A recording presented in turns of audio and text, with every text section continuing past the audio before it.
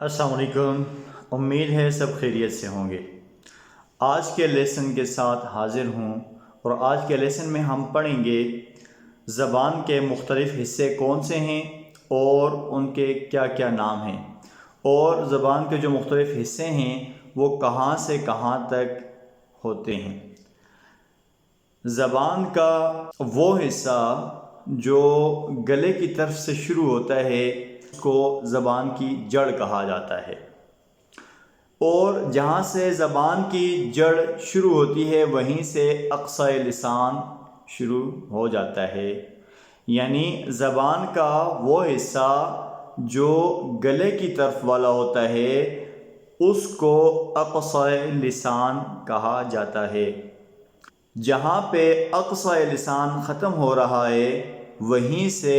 وسط لسان شروع ہو رہا ہے۔ وسط لسان سے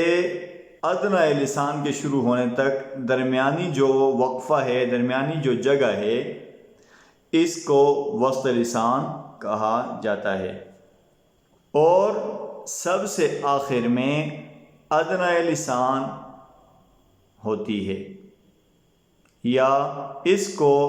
طرف لسان بھی کہا جاتا ہے۔ طرف لسان یہ والی جگہ ہے، اور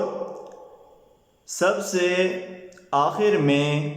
زبان کی نوک ہوتی ہے جس کو رأس اللسان لکھا گیا ہے، اور اس کے ساتھ ساتھ وہ جگہ جو اقصی لسان سے لے کر ادنی لسان تک سائیڈوں سے ہوتی ہے اس کو حافی لسان کہا جاتا ہے، یعنی اقصی لسان، وسط لسان اور ادنی لسان، ان تینوں کی سائیڈوں کو حافی لسان کہا جاتا ہے۔